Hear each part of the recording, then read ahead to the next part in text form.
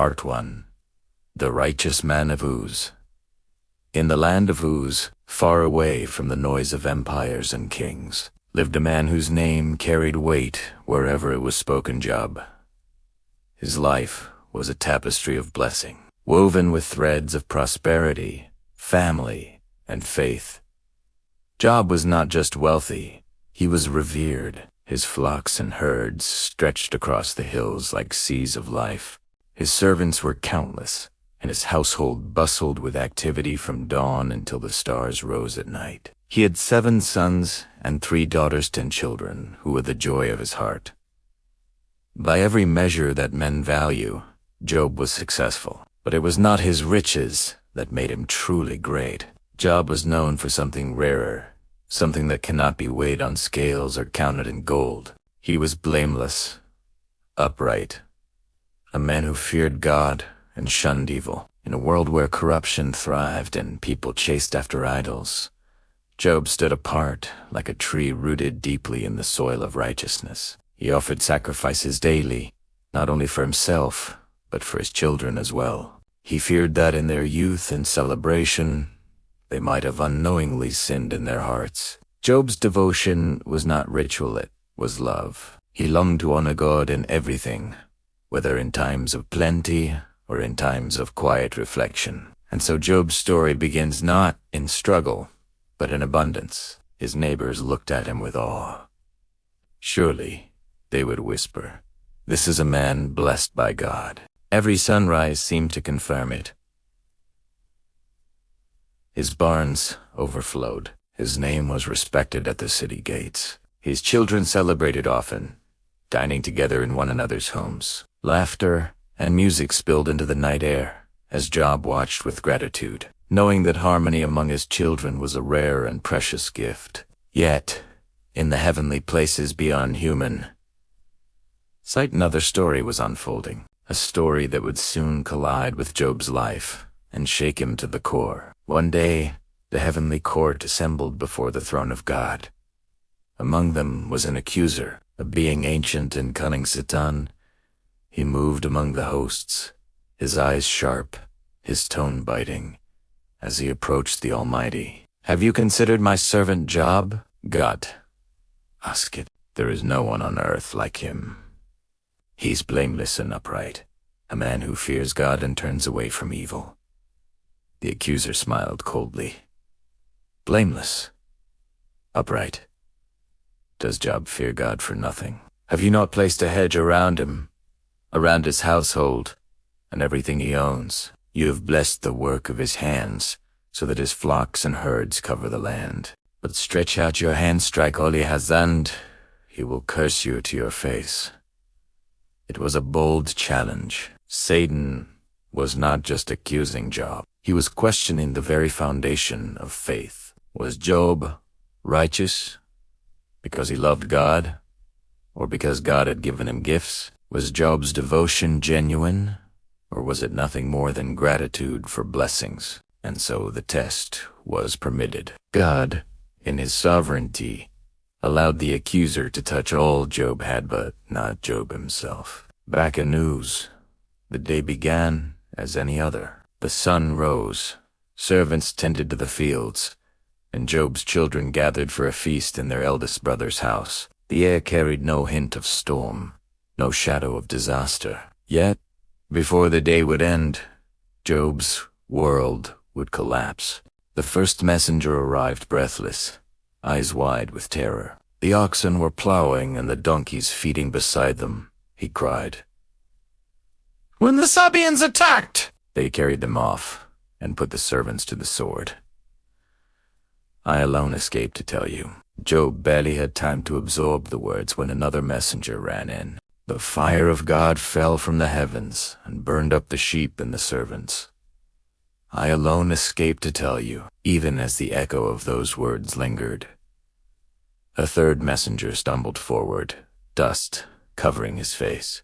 "The Chaldeans formed 3 raiding parties and swept down on your camels. They carried them off and put the servants to the sword. I alone escaped to tell you." Job's heart must have raced with disbelief. His wealth, his livelihood, the very symbols of his stably gone in an instant. Yet before he could even grieve the loss, the final blow came. A fourth messenger arrived, his face pale, his voice trembling. "Your sons and daughters," he said, "were feasting in their eldest brother's house, when suddenly a mighty wind swept in from the desert. It struck the four corners of the house, and it collapsed on them. They're all gone. I alone escaped to tell you.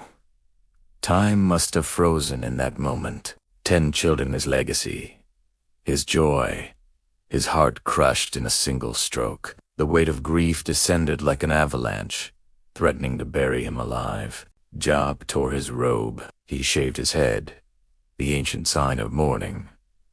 He fell to the ground, but not in despair. He fell in worship. With a voice cracked by sorrow yet steady with conviction, he said, "Naked I came from my mother's womb, and naked I shall depart. The Lord gave, and the Lord has taken away. Blessed be the name of the Lord." The heavens must have trembled at those words. The accuser's challenge had begun. But Job had not cursed God. Though his world was shattered, though the pain was beyond measure, his heart clung to the truth he had always known: God is still worthy, even when everything else is lost. This is how the story of Job begins, not with simple suffering, but with cosmic tension. A man of righteousness caught in a storm beyond his understanding. And as night fell on the land of Uz, Job sat in silence. Is life forever altered? The question that echoes through the ages emerges. Why do the righteous suffer? But the story was far from over. The test had only begun. Part 2. The Heavenly Debate and Job's Affliction.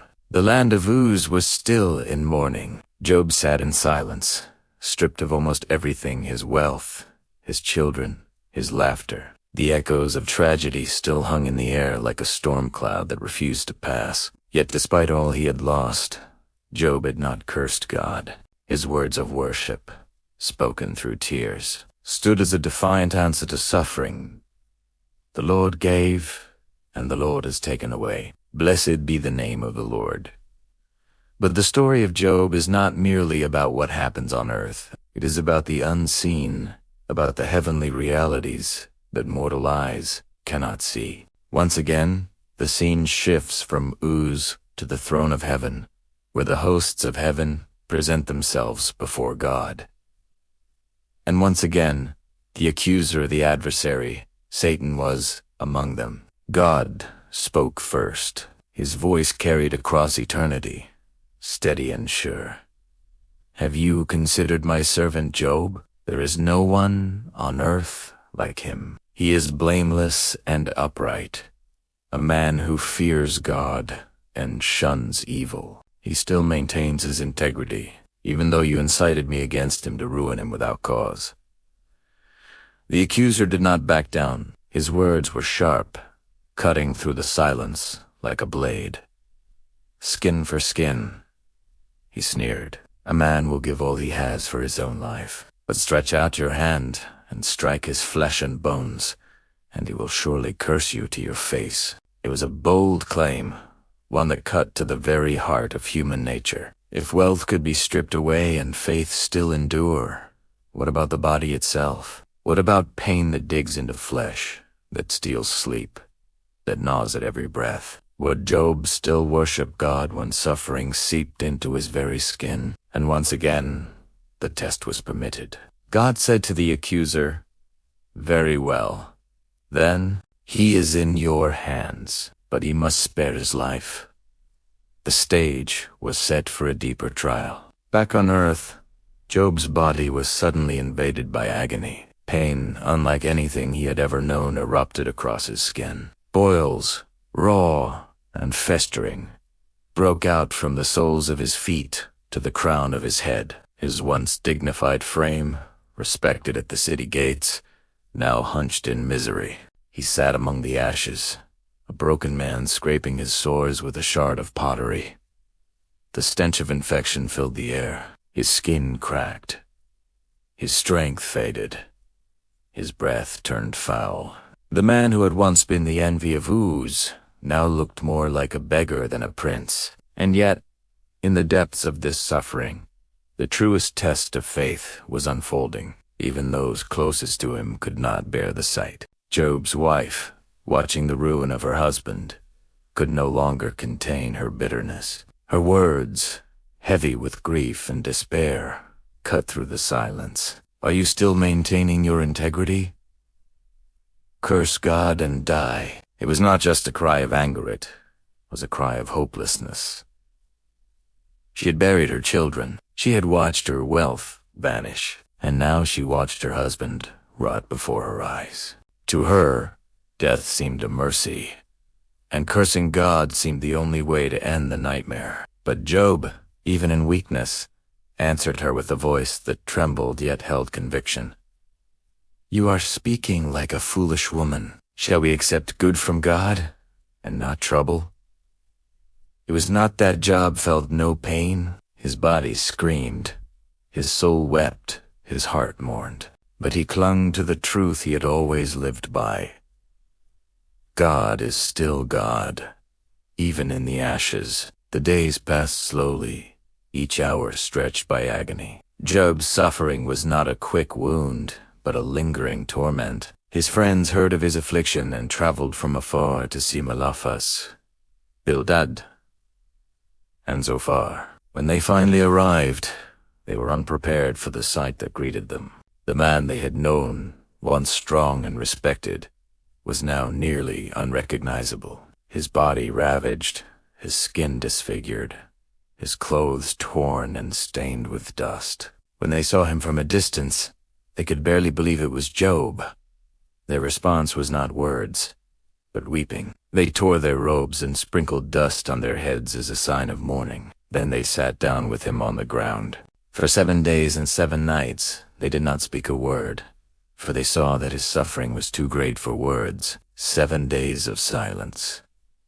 7 nights of watching Job as a broken body. 7 nights of hearing his ragged breath, of seeing him scrape at his sores, of remembering the man he once was. And so the stage was set for the long debates to come. But before words were spoken, before arguments began, there was silence.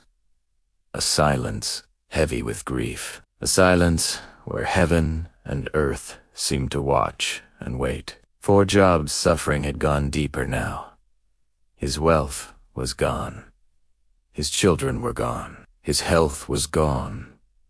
And yet, one thing remained: his faith. The question was not whether he felt pain, for his pain was beyond measure. The question was whether faith could survive when the body was crushed and the soul left in ashes. The heavenly debate had moved from words into flesh, from the unseen into the visible. And Job, the righteous man of Uz, sat as the living question. Why do the righteous suffer? The answer had not yet come. The silence of heaven stretched on, and Job, in agony, waited. Part 3. The collapse of blessings and Job's response. The dust of Uz still carried the echoes of sorrow. Job's life, once a shining symbol of prosperity and faith, had crumbled into ashes. His livestock were gone, stolen or destroyed. His servants were slaughtered. His children, the crown of his joy, lay buried beneath the rubble of a fallen house. His body was now covered in sores, his skin cracked and raw, his dignity stripped away. The man who had once been a pillar of strength at the city gates now sat silently in the ashes outside his home, shunned by many who once admired him. The whispers of the town were cruel and sharp. Surely Job has sinned. Surely he has brought this upon himself. Human nature has always sought simple answers to complex suffering. But Job knew the truth. He was blameless, and yet he was broken. Still, his story was not over. His friends, Eliphaz the Temanite, Bildad the Shuhite, and Zophar the Nomathite, traveled from their lands to visit him. They had heard of his suffering, and with heavy hearts, they came to comfort him. But when they saw him from a distance, they barely recognized the man they had once known. His frame was wasted, his skin blistered and scarred. His eyes, once bright with wisdom and kindness, were dimmed with pain. The sight cut them so deeply that they raised their voices and wept. They tore their robes and sprinkled dust upon their heads, sharing in his grief as if it were their own. And then they did something remarkable. They sat down with him on the ground. For 7 days and 7 nights, they said nothing. Not a single word, for his suffering was too great for speech. They mourned with him in silence, sharing his ashes, his stillness, his grief. But silence cannot last forever. Pain, when left unspoken, grows heavy in the chest until it bursts out like a storm. And so, after 7 days, Job opened his mouth not to curse God, but to curse the day of his birth. "Let the day perish on which I was born," Job cried, his voice heavy with anguish. "And the night that said, a man is conceived.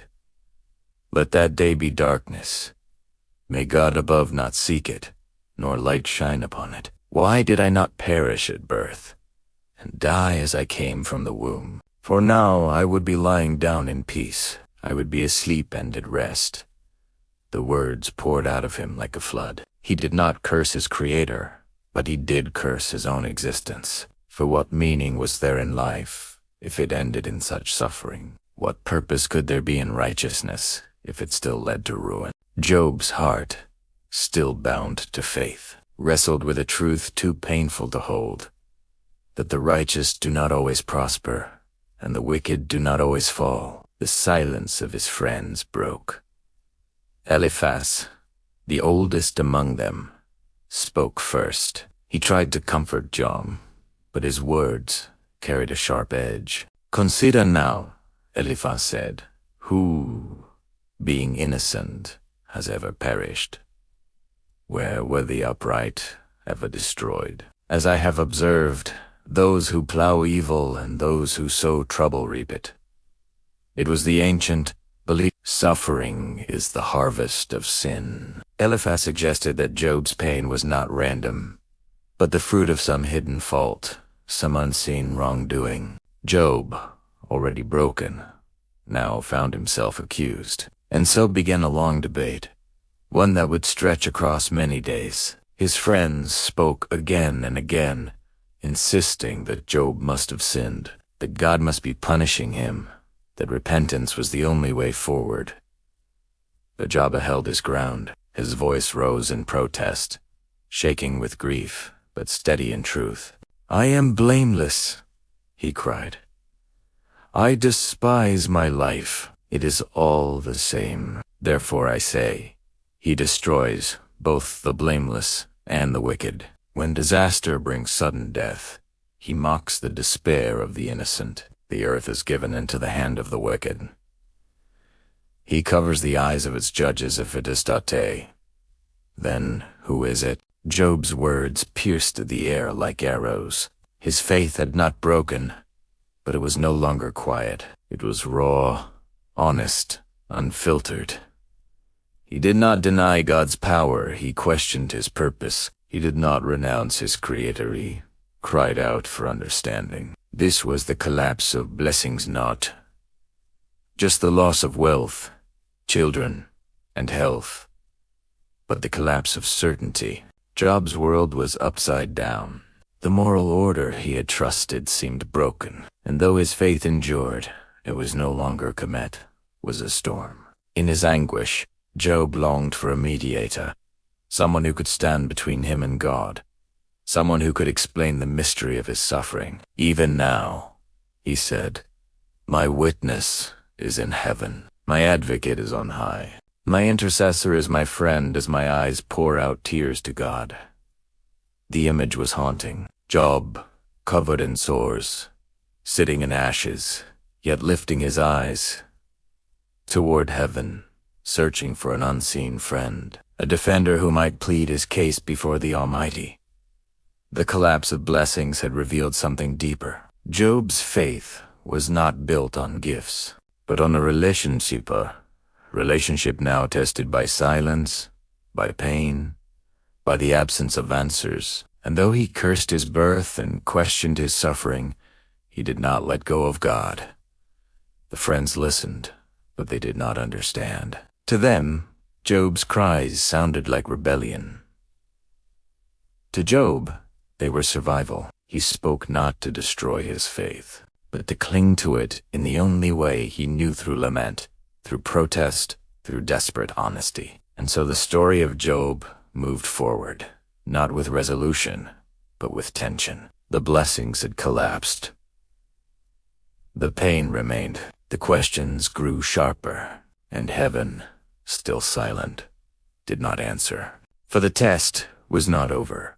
Job's endurance was still being refined in the fire, and the question, "Why do the righteous suffer?" echoed louder than ever, waiting for an answer that had not yet come. Part 4.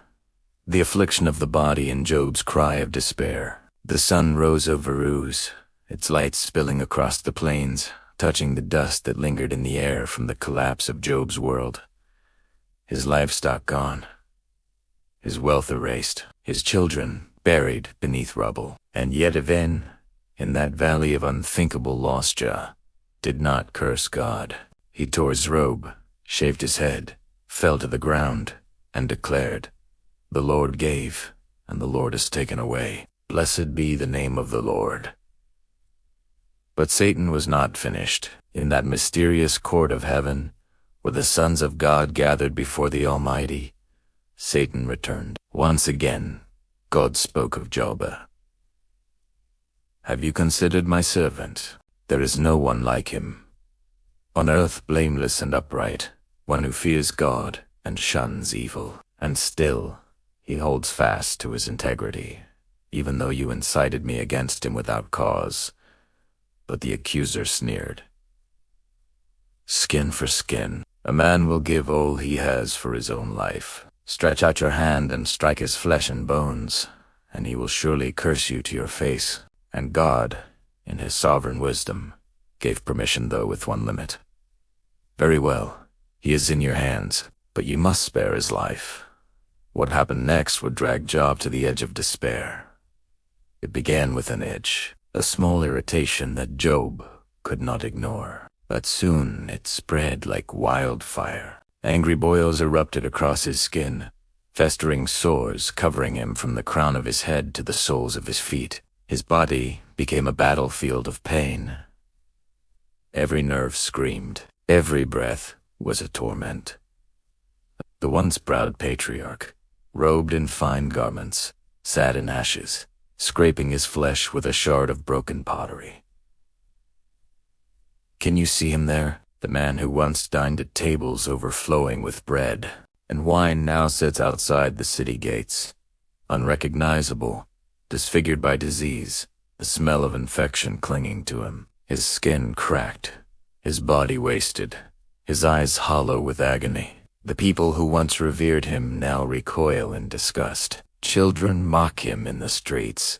Servants who once bowed at his command now look away in shame. And then came the one voice he did not expect to wound him so deeply, his wife. She approached, her face marked not only by grief, but by bitterness. She had lost her children too. She had lost the security, the wealth, the standing. She had watched her husband crumble into a shadow of himself, and in her pain, she lashed out with words that cut sharper than any knife. "Are you still maintaining your integrity? Curse God and die." Those words hung heavy in the air, piercing the already broken heart of Job. The one who shared his life, the one who should have offered comfort, instead offered despair. But Job, even through clenched teeth of suffering, refused to let go of his faith. He answered her with words that echo through time. "You are talking like a foolish woman. Shall we accept good from God and not trouble?" And the scripture records, in all this, Job did not sin in what he said. But silence can be a torment too. When the cries of pain are met with no answer, when heaven seems deaf to your anguish, despair creeps closer. Alone in the ashes, Job began to unravel. Night stretched endlessly, filled with restless tossing. His skin clung to his bones. His breath was foul. His soul was crushed. He lifted his voice not in curse but in lament. The raw poetry of his cries still chills the reader thousands of years later. "Let the day perish on which I was born," Job moaned. "Why did I not perish at birth, and die as I came from the womb? For now I would be lying down in peace. I would be asleep and at rest." Imagine this cry. A man who once blessed God for the gift of life now wished he had never breathed at all. He longed for the release of death, not rebellion against God, but weariness of the unrelenting agony. He could not understand why the righteous must suffer while the wicked often prosper. His questions pierced the silence of heaven. Why is light given to those in misery, and life to the bitter of soul, to those who long for death that does not come? Why is life given to a man whose way is hidden, whom God has hedged in? These are not the words of a man cursing God. These are the words of a man wrestling with God, a man whose faith is being pressed in the fire, yet who refuses to sever the bond with his Creator. Job never denies God exists. He never abandons belief, but his heart cries out for understanding. And isn't that the cry of humanity? When suffering comes crashing down, when illness strikes, when loved ones are torn away, when all security is stripped out, we ask the same. Why? Why me? Why now? Why would a good God allow this? Job's cry is not polished. It is not gentle. It is raw, bitter, honest, and God allows it. In fact, God preserves it in Scripture as a model for us. Faith is not silence. Faith is not pretending. Faith is taking your broken heart and laying it bare before the one who gave it life. There in the ashes, Job's cry echoes into eternity. The cry of every man or woman who has faced unrelenting pain. His body was shattered. His spirit weighed down. His mind plunged into darkness. And yet his faith still clung to the faint hope that God had not abandoned him. Job's suffering had now reached its deepest valley. But it was not the end, because, just beyond the silence of heaven, his cries would be answered not with quick relief, but with an encounter that would reshape not only Job's life, but the way humanity understands suffering itself. The ashes, the boils, the cries of despair of thee were not meaningless. They were leading to a revelation greater than Job could imagine. But before that revelation would come, Job's suffering would draw witnesses, friends who came, not with comfort, but with accusations, and their words would open another chapter in this ancient, eternal drama. Part 5. The arrival of Job's friends and their silence. The ash heap was still Job's dwelling, his body ravaged, broken, covered with sores that slumped in the dust, his cries of despair carried on the wind. The mighty patriarch of Uz, once adorned in wealth and honor, was now reduced to a shadow of his former self. And yet, in his solitude, something stirred on the horizon.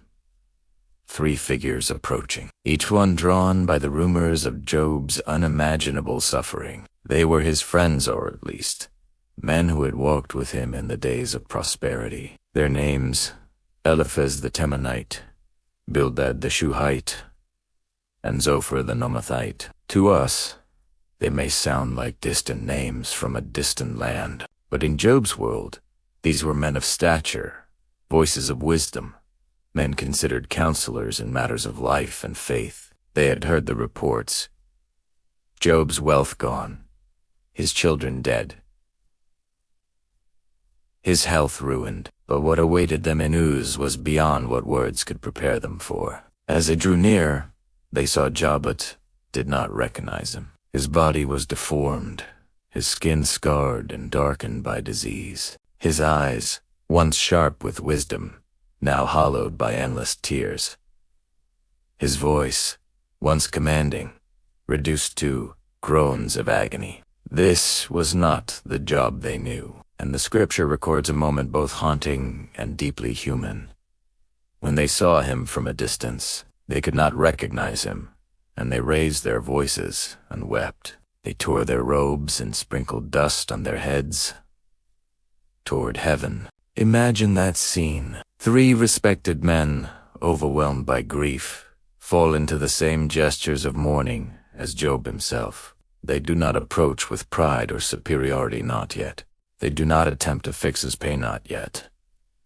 They simply weep. Then they sit down beside him on the ground, not in comfort of shade, not in the luxury of a house, but in the ashes of his suffering. And there they remain. Not for a few minutes, not for an hour, but for 7 days and 7 nights. 7 days of silence. No speeches, no advice, no correction, no judgment, only silence. Because, as the text says, they saw that his suffering was very great. There is something profound here, something we often miss. In the Jewish tradition, there's a practice known as sitting Shiva 7 days of mourning with those who grieve, sitting in silence, sharing their sorrow. Job's friends, without even realizing, were embodying one of the deepest acts of compassion. Presence. Think about it. When tragedy strikes, when grief shatters someone's life, the most powerful gift we can give is not words, it's presence. To sit with them in their pain, without needing to explain it, without rushing to solve it, without trying to justify it. Just being there. That's what Job's friends did in those first 7 days. And in that silence, something holy was happening. Because sometimes silence speaks more than words ever could. But silence also has a weight. Imagine the scene. 4 men seated in ashes, the desert wind blowing, dust swirling in the air, Job's labored breathing breaking the stillness, the occasional groan escaping his lips. His friends watching, hearts torn, yet their tongues restrained. 7 days of unspoken thoughts. 7 days of watching a man waste away. 7 days of wrestling with a question. How could this be? And then after the silence, something shifted. It was Job who broke it. After 7 days of sitting in the ashes, Job opened his mouth not to curse God, but to curse the day of his birth. His words poured out like a flood.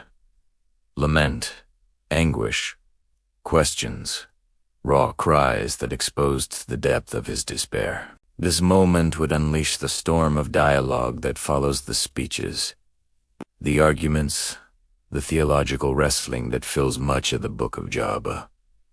But before that storm, there was silence. Sacred silence. And isn't that silence instructive for us? In our modern world, we often rush to fill silence with words, with explanations, with advice. We are uncomfortable with grief, so we cover it with noise. But the friends of Job remind us that sometimes the most powerful ministry is the ministry of presence. To weep with those who weep.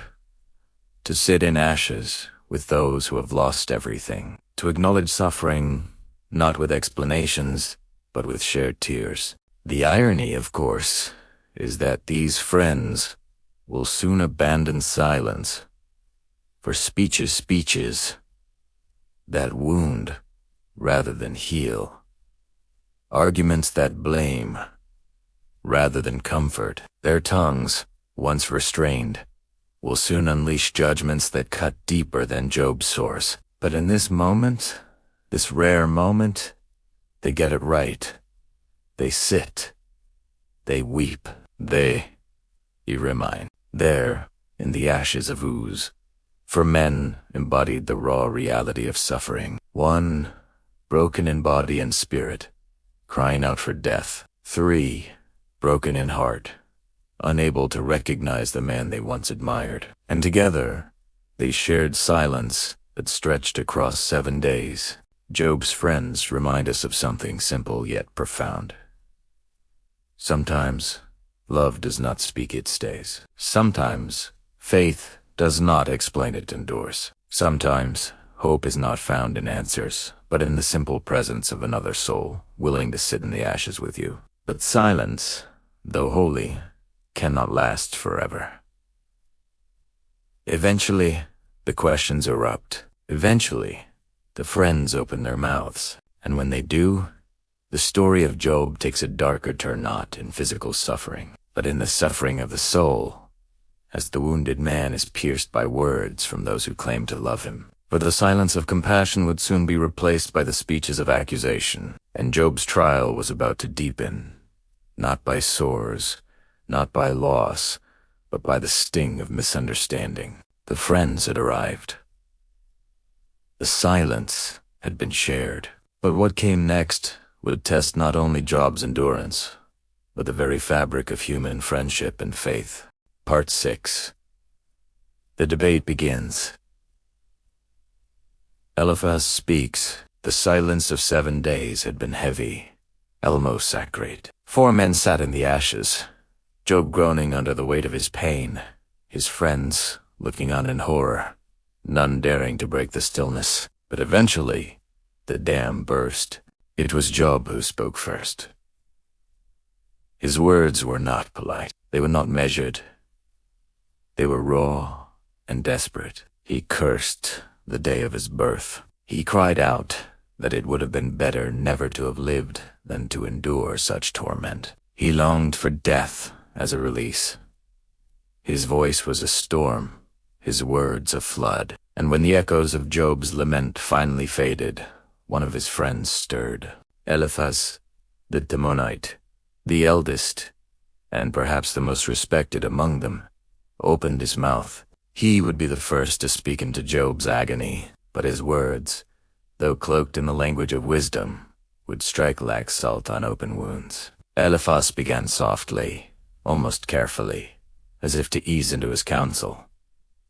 If someone ventures a word with you, will you be impatient? But who can keep from speaking? Think how you have instructed many, how you have strengthened feeble hands. Your words have supported those who stumbled. You have strengthened faltering knees.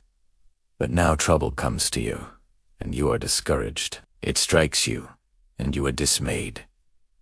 In other words, Eliphaz reminded Job, you were once the counselor, the comforter of others. You preached faith.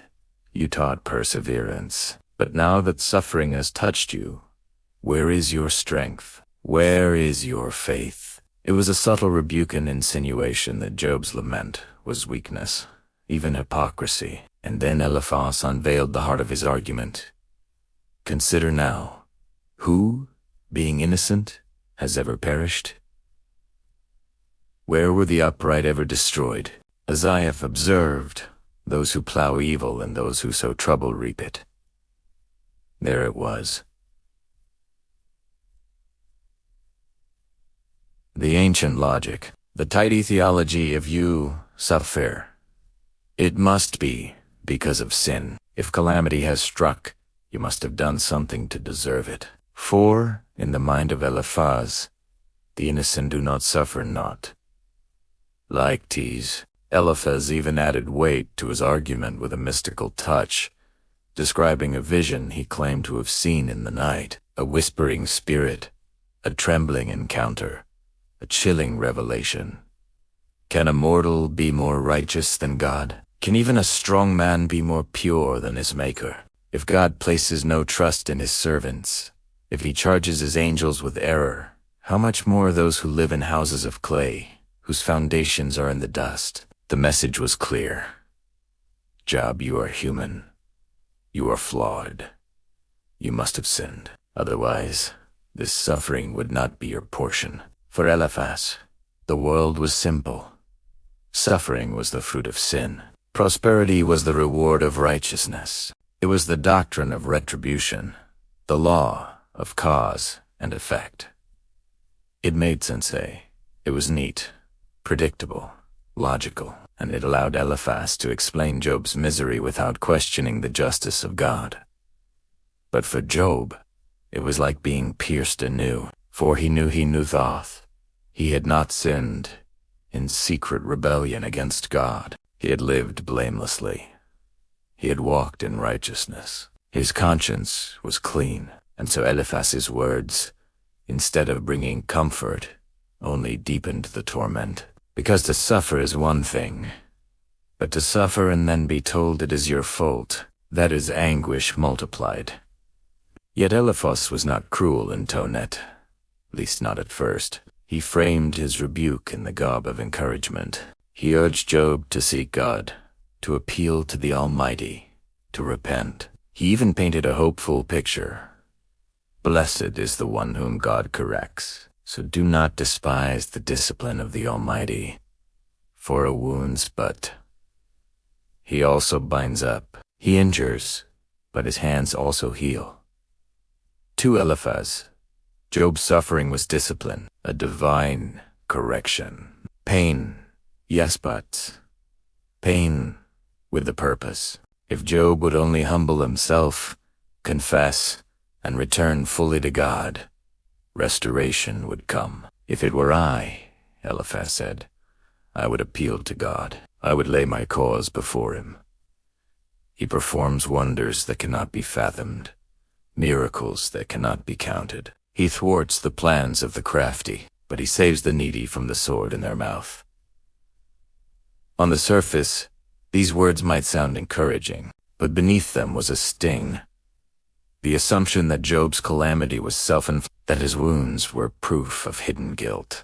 This is where the story of Job touches something timeless, something we still wrestle with today. How often, when tragedy strikes, do people search for blame? When illness comes, when disaster falls, when life crumbles, how often do we whisper, there must have been a reason, there must have been a fault. Perhaps God is punishing them. Perhaps they brought this on themselves.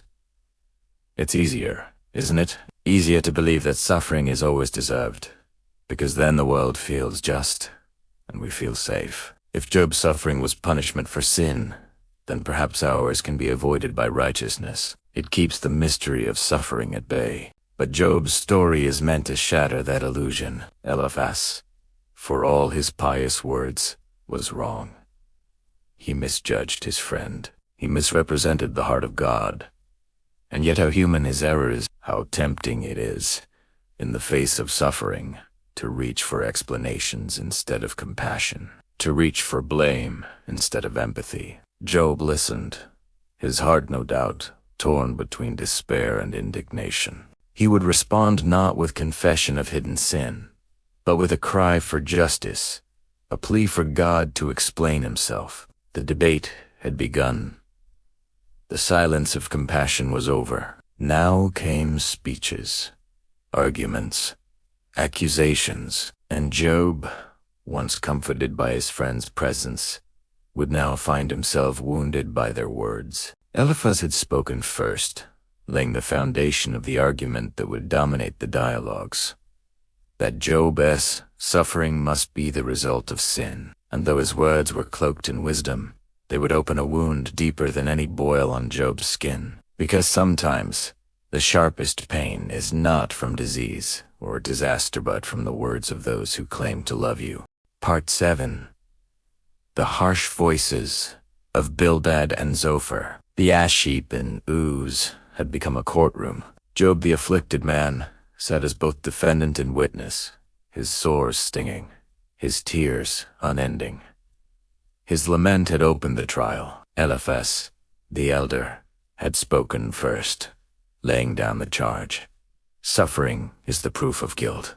Now, the other two friends, Bildad, the Shuhite, and Zophar, the Namathitros, to press the case further. And if Eliphaz was gentle in tone, Bildad was not. If Eliphaz hinted, Bildad declared. His words came like a hammer striking the already broken spirit of Job. "How long," Bildad began, "will you say such things? Your words are a blustering wind." With that, Bildad dismissed Job's cries, his lament, his anguish. To Bildad, Job's grief was noise-wind, without weight or reason. Where Job had sought comfort, he found contempt. Bildad's logic was straightforward, even brutal. Does God pervert justice? Does the Almighty pervert what is right? When your children sinned against him, he gave them over to the penalty of their sin. Pause for a moment. Imagine Job hearing this, his children, precious lives lost in a single storm. And Bildad, instead of offering sympathy, declared they must have sinned. Their deaths were their own fault. This was not comfort. This was cruelty wrapped in theology. And then Bildad pressed further. If you will seek God earnestly and plead with the Almighty, if you are pure and upright, even now he will rouse himself on your behalf and restore you to your prosperous state. Bildad's counsel was simple. Repent. Return. Admit your fault, and God will bless you again. He even painted a picture of restoration, of Job's latter days surpassing his beginning. It was a promise, but only if Job confessed to sins he had not committed. Bildad supported his claims with tradition. Ask the former generation. Consider the wisdom of the ancients. Will they not teach you and tell you and bring forth words from their understanding? For Bildad, history itself testified to a simple truth. The wicked are cut off, while the righteous flourish. It was black and white, no shades of gray. Job's suffering, therefore, was proof of guilt. But Bildad's reasoning, though harsh, was still restrained compared to what came next. Zophar, the Nomathite, was the youngest of the three, but his voice was the harshest. If Eliphaz spoke softly, if Bildad struck firmly, Zophar lashed out like a whip. "My troubled thoughts prompt me to answer," he began, "because I am greatly disturbed." And then he turned directly on Job. "Are all these words to go unanswered? Is this talker to be vindicated? Will your idle talk reduce others to silence? Will no one rebuke you when you mock?" Zophar accused Job of arrogance, of mockery, of speaking foolishly. To a man sitting in the ashes of loss and disease, he offered not sympathy, but scorn. And then, the dagger. "Know this, God has even forgotten some of your sin, do you hear it?" Zophar was not content to say Job had sinned. He went further. Job's suffering is not as bad as it should be. God has let you off easy. The cruelty of those words cannot be overstated. To a man stripped of wealth, family, health, and dignity, Zophar declared, "You deserve worse." Zophar, too, offered a path forward if only Job would repent. If you devote your heart to him and stretch out your hands to him, if you put away the sin that is in your hand and allow no evil to dwell in your tent, then you will lift up your face without shame. You will stand firm and without fear. Zophar promised light after darkness, safety after danger, joy after sorrow, but only if Job confessed guilt. His theology, like that of Eliphaz and Bildad, left no room for mystery, no space for innocent suffering. It was simply harsh and absolute. Job's suffering must be punishment. Here we see the devastating weight of misapplied theology. Eliphaz, Bildad, and Zophar were not strangers. They were Job's friends. They had come to comfort him. They had sat in silence with him for 7 days. But when they opened their mouths, their words became weapons. Instead of lifting Job up, they pushed him further down. Instead of sharing his burden, they added to it. And isn't that a warning for us? How often do we, in the presence of suffering, rush to explain instead of empathize? How often do we reach for easy answers? God must be teaching you something. Everything happens for a reason. Maybe you brought this on yourself, instead of sitting quietly in compassion. Good intentions cloaked in pious words, can wound deeper than silence ever could. Jabba, of course, would not accept their verdict. His heart burned with protest. He knew he had not sinned in secret rebellion. He knew his suffering was not the simple fruit of guilt. And so, instead of confessing to crimes he did not commit, Jab would rise in his defense, crying out for justice, for explanation, for God himself to answer. The dialogue was now fully ignited. The friends would insist on their theology of retribution, that Jab's suffering must be punishment. Jab would insist on his innocence and demand that God explained himself, and this tension between human logic and divine mystery would drive the heart of the book. But pause here, in the ashes with Job, and feel the sting of Bildad's accusation, the lash of Zophar's tongue. It is a reminder that words can heal or harm, that truth misapplied can become cruelty, that the greatest test of suffering is not always pain itself, but the loneliness of being misunderstood. Job's friends had spoken. Their voices were harsh, their judgments cut deep. But Job was not finished. He would not roll over in guilt he did not bear. He would lift his broken voice to heaven, not in curse, but in defiance, in demand, in desperate hope that God would hear and answer. The courtroom of ashes was now a battlefield of words, and Job, though wounded, would not be silenced. Part 8. Job's defense and his cry for a redeemer. The weight of the accusations from his friends hung in the air like a suffocating fog. Job had listened first to Eliphaz's carefully veiled critique, then to Bildad's sharp condemnation, and finally to Zophar's unrelenting harshness. Each voice had driven a nail deeper into his already broken spirit. But Job was not a man to be crushed into silence. His wounds were many, his body frail, his mind tormented. Yet his heart still held a spark of defiance, a determination to speak the truth of his experience, even if no one else believed him. He looked at his friends, his eyes burning with both pain and fire. "You are miserable comforters," he declared. His voice, though cracked with grief, carried the sharpness of truth. "Is there no end to your empty words? What provokes you that you answer me so harshly? If I were in your place, I could heap words against you, shake my head at you, and make you feel smaller than dust. But I would not. I would try to strengthen you with my mouth. My words would soothe your sorrow." In that statement, Job revealed the heart of his agony. His friends had come, not to heal, but to wound. They cloaked their cruelty in the language of religion, assuming that suffering must always be punishment. To them, Job's downfall was proof of hidden sins. But Job knew the truth, and he would not let their voices define his story. He raised his hands to the heavens, his voice trembling. "Surely God has worn me out. He has shriveled me up. He tears me in his wrath and hates me. He gnashes his teeth at me. My enemy sharpens his eyes against me." His words painted a haunting picture not of a distant God, but of a God who seemed hostile, almost like an adversary. To Job, it felt as though the Almighty himself had become his persecutor.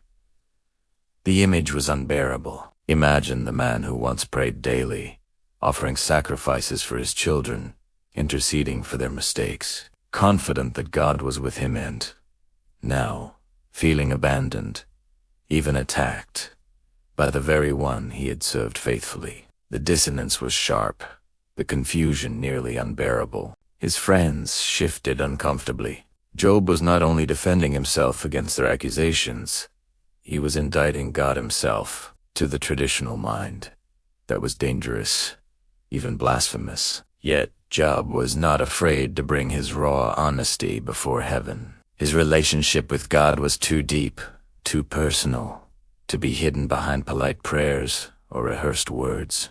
But then, in the midst of his lament, something remarkable broke forth, a glimmer of hope, a spark of faith that even suffering could not extinguish. "Oh," that my words were written. Oh, that they were inscribed in a book, that they were engraved on a rock with an iron pen and lead forever. Job longed for his testimony, his truth, to be preserved for all generations. He wanted the world to know that he had not sinned to deserve this fate, that he had been faithful, even in the darkness. His story, he believed, must outlive him. And then came one of the most powerful declarations in all of Scripture. His voice grew stronger, almost as though he were lifted beyond his suffering. For I know that my Redeemer lives, and that he shall stand at the last upon the earth. And after my skin has been destroyed, yet in my flesh I shall see God, whom I shall see for myself, and my eyes shall behold, and not another. How my heart yearns within me. In that moment Job lifted his gaze beyond the ashes, beyond the pain, beyond the incomprehensible silence of heaven. He spoke of a Redeemer, not merely a rescuer from earthly troubles, but one who would ultimately vindicate him, even after death itself had claimed his body. It was a cry that pierced through despair and grasped hold of eternity. It was as if Job, stripped of every earthly comfort, reached for the only hope that could not be taken from him, the hope of redemption. His friends, however, could not comprehend such faith. To them, Job's suffering proved his guilt, but Job, refusing to be bound by their narrow vision, proclaimed that his hope was not rooted in present circumstances, but in a future justice that only God could bring. The scene is profound.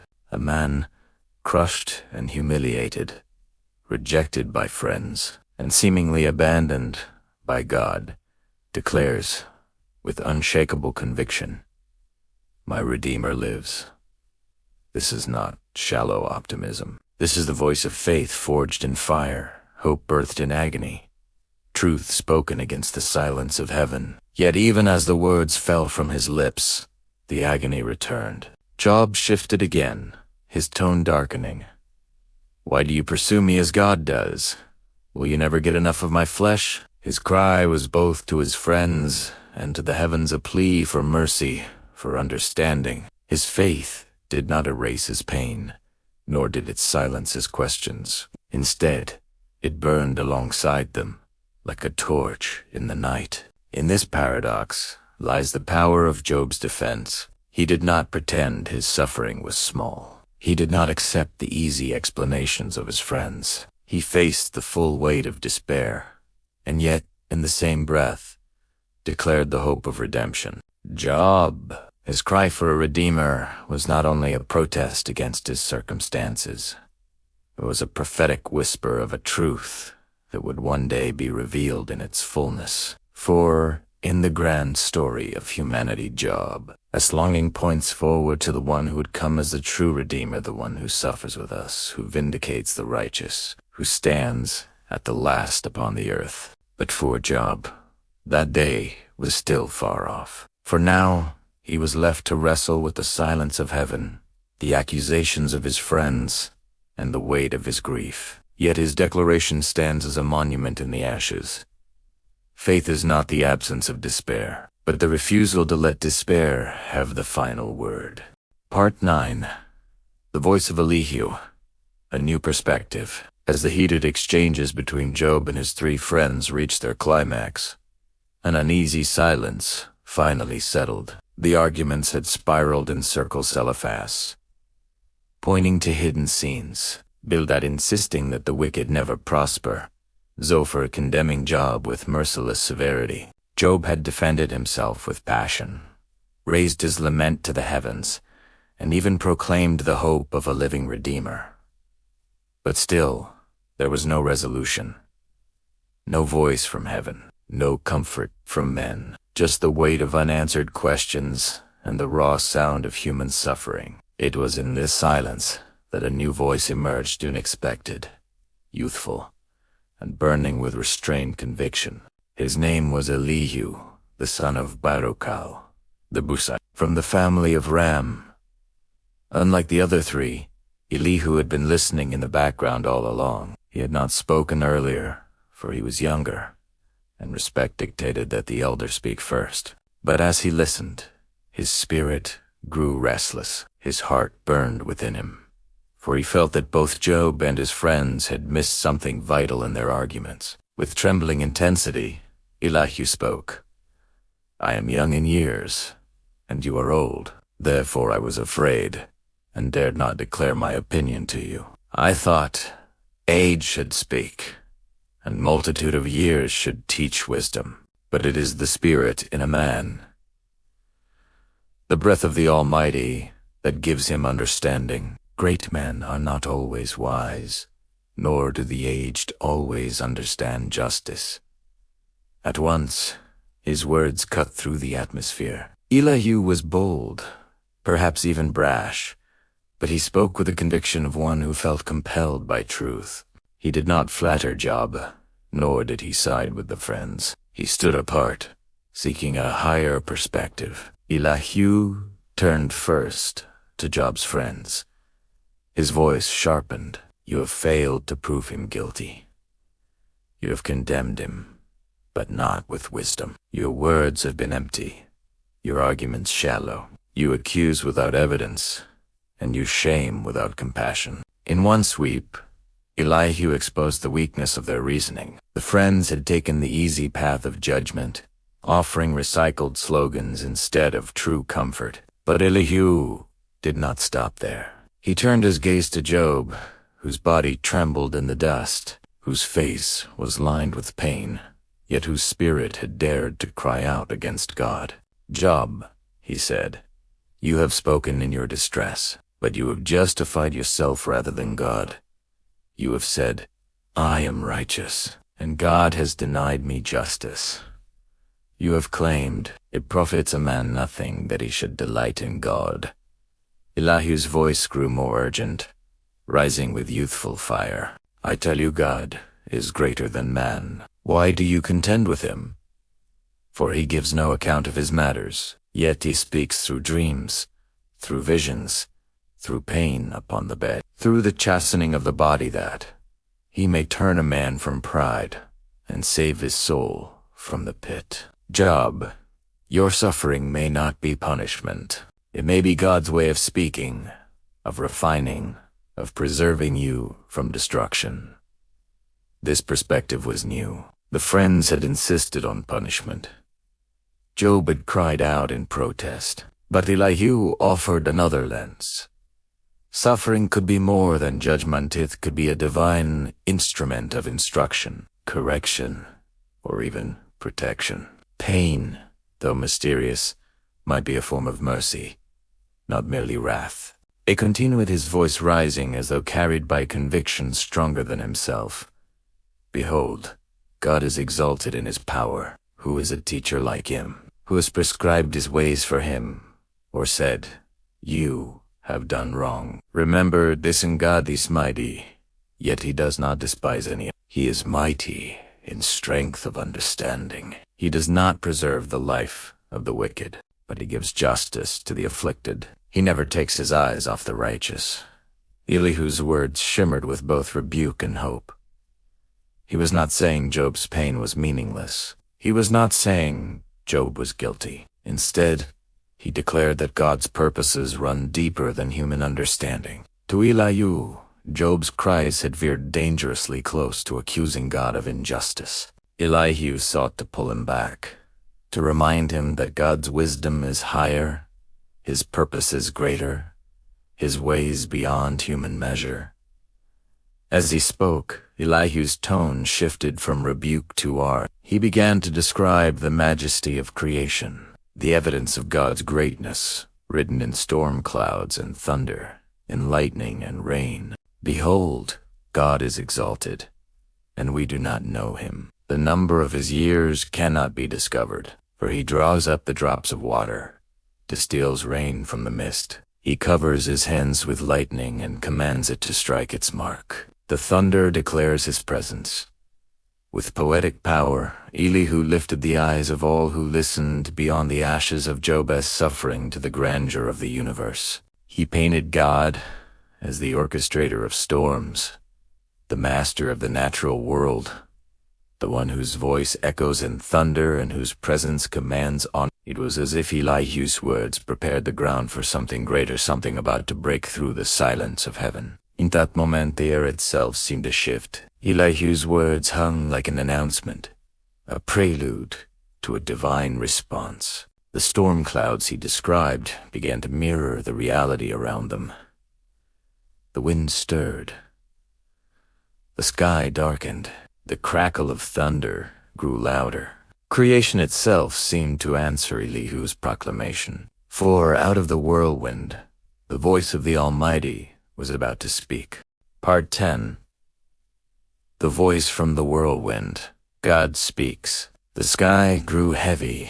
Dark clouds rolled in with the weight of eternity pressing upon them. A storm gathered, its wind swirling like an unseen hand, its thunder growling like the voice of a restless lion. Lightning flashed across the heavens, not in chaos, but in order sharp, purposeful, as if each bolt was a herald of what was about to unfold. And in the stillness between thunderclaps, a voice emerged, powerful, uncontainable, unmistakable. It was the voice of God. Out of the whirlwind, the Almighty spoke, not through a prophet, not through a dream, not through the rebuke of friends, but directly face to face with the man who had cried into the silence for so long. The moment Job had longed for and dreaded had finally come. Who is this, God thundered, that darkens counsel by words without knowledge?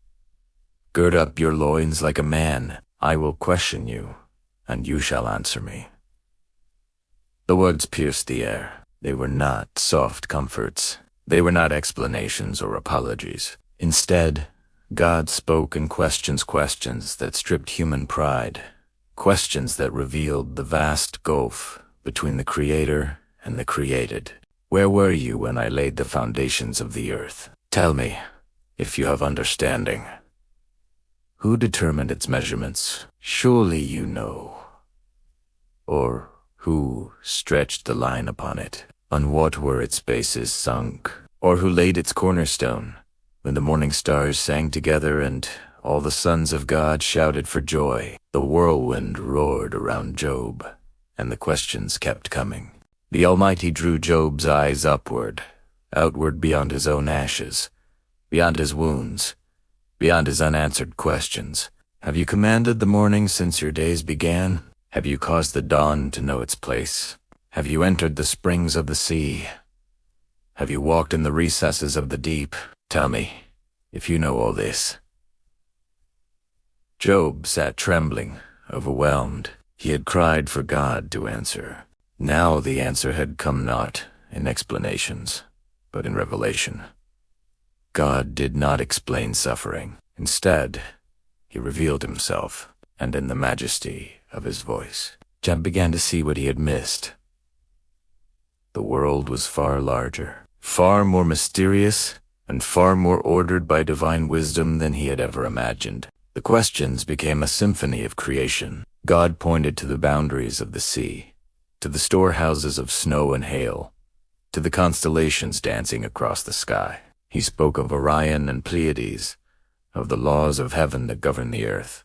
He asked Job if he could send forth lightning, if he could number the clouds, if he could provide food for the lions or the ravens when their young cry out. Each question was not to humiliate Job, but to humble him, to show him that the universe was not held together by Job's understanding, but by God's wisdom. Then God turned to the creatures of the earth. With vivid imagery, he described the wild donkey, the ox, the ostrich with its strange ways, the horse with its thunderous gallop into battle, the hawk that soars at God's command, the eagle that builds its nest on high. And finally, God spoke of two great creatures, Behemoth and Leviathan. The Behemoth, with bones like bronze and muscles like iron, a beast beyond human control.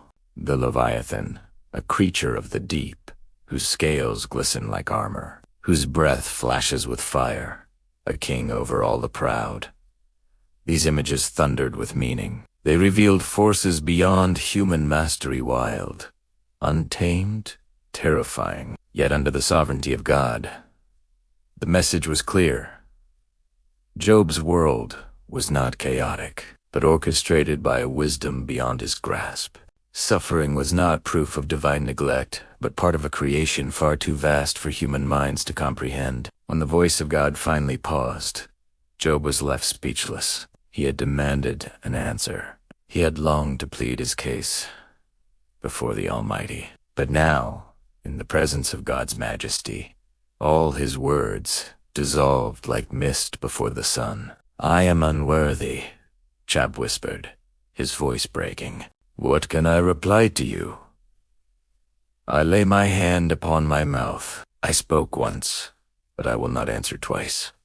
But I will say no more." Yet God was not finished. Out of the whirlwind, he pressed further.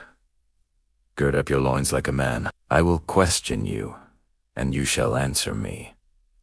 Will you discredit my justice? Will you condemn me to justify yourself? Do you have an arm like God's?